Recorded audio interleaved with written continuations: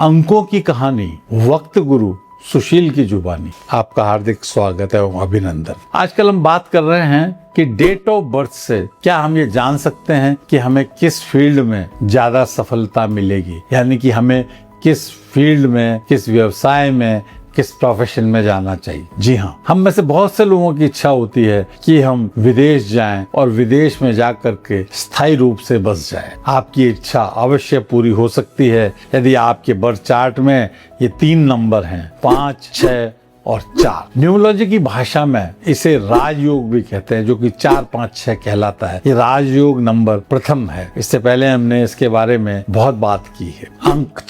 अंक 6 को विदेश में स्थायी रूप से और सुखी रूप से स्थापित होने में सहायता करने का सबसे उत्तम नंबर माना गया है। यह शुक्र ग्रह से संचालित होता है। इस अंक के होने से विदेश में आपकी लाइफस्टाइल बहुत लग्जरी होती है। अंक 5, यह अंक अनुकूलता और यात्रा का प्रतीक है। यदि आपके बर्थ चार्ट में 5 और 6 दोनों हैं तो विदेश में बसने और अपने कैरियर बनाने में बहुत सहायता मिलती है। अंक 4, यदि आपके बर्थ चार्ट में 4, 5, 6 में से केवल आपके पास 4 नंबर ही है तो कभी भी अचानक ही आपकी विदेश यात्रा का संयोग तो बन ही जाता है। और अब हम बात करेंगे कि वर्ल्ड के जो डिफरेंट कॉन्टिनेंट्स हैं उनमें जाने के लिए हमें कौन कौन से नंबर की आवश्यकता होती है। यदि हम यूरोप जाना चाहते हैं और वहां बसना चाहते हैं तो हमारे बर्थ चार्ट में 5 और 6 नंबर का होना अति आवश्यक है। यदि हम यूएसए या